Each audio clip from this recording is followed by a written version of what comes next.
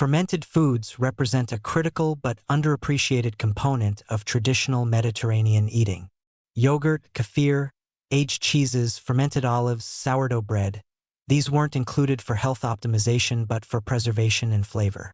Yet we're learning that fermentation creates beneficial compounds and live bacteria that significantly affect gut health, immune function, and possibly even mental health through the gut-brain axis. The fermentation process involves bacteria, yeast, or both metabolizing carbohydrates in food, producing acids, gases, and various metabolites. This creates several benefits. First, fermentation can increase nutrient bioavailability. For example, sourdough fermentation reduces phytic acid in wheat, improving mineral absorption.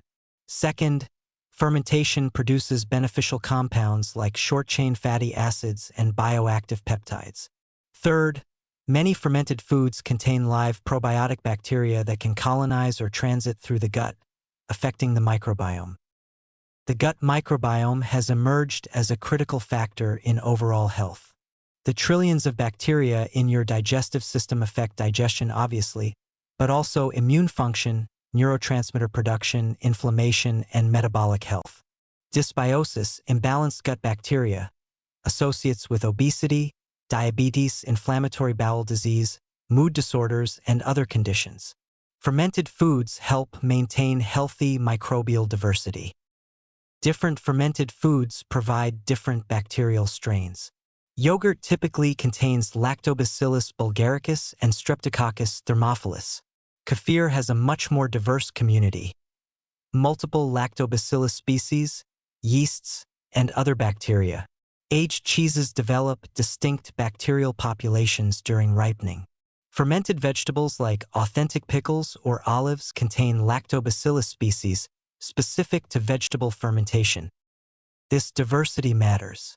Your gut benefits from exposure to multiple bacterial strains rather than just one or two. Rotating through different fermented foods, yogurt one day, kefir another, fermented vegetables, aged cheese, provides varied probiotic exposure. The research shows promising effects. A Stanford study published in Cell found that high fermented food intake increased microbiome diversity and reduced inflammatory markers compared to a high-fiber diet. Participants consuming 6 servings of fermented foods daily showed consistent improvements in immune cell profiles and inflammatory cytokines. Now, not all fermented foods provide live bacteria. Pasteurization kills bacteria, so shelf-stable fermented products often lack live cultures. Yogurt labeled live active cultures contains bacteria, but heat-treated varieties don't. Pickles in the refrigerated section may be fermented, but shelf-stable pickles in vinegar aren't. Real fermented foods require refrigeration because live bacteria remain active. Sodium content becomes relevant for DASH adherence. Many fermented foods, pickles, olives, some cheeses are quite salty. This doesn't eliminate them but requires portion awareness. Yogurt and kefir are low-sodium fermented options appropriate for even strict sodium restriction.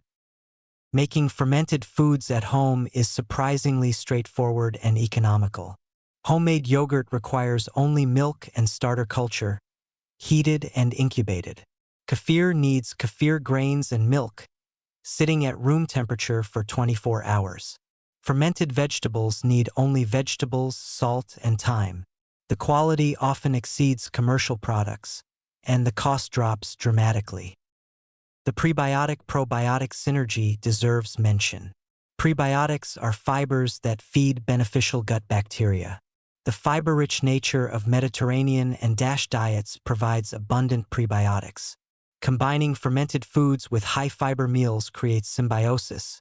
You're feeding existing beneficial bacteria while introducing new ones. Dosage is somewhat individualized. The Stanford study used up to 6 servings daily, but even 1 to 2 servings appears beneficial. A serving might be a cup of yogurt, half a cup of kefir, a quarter cup of fermented vegetables, or an ounce of aged cheese. Some people experience initial digestive upset when adding fermented foods, gas, bloating, changes in bowel movements. This typically indicates microbiome shifts and usually resolves within 1 to 2 weeks. Starting with small amounts and increasing gradually allows adaptation. The practical approach is incorporating variety across different fermentation types. Greek yogurt for breakfast, sauerkraut on sandwiches, kefir smoothies, aged cheese in moderation, sourdough bread. These fit naturally into Mediterranean and DASH patterns while providing probiotic benefits commercial supplements can't fully replicate.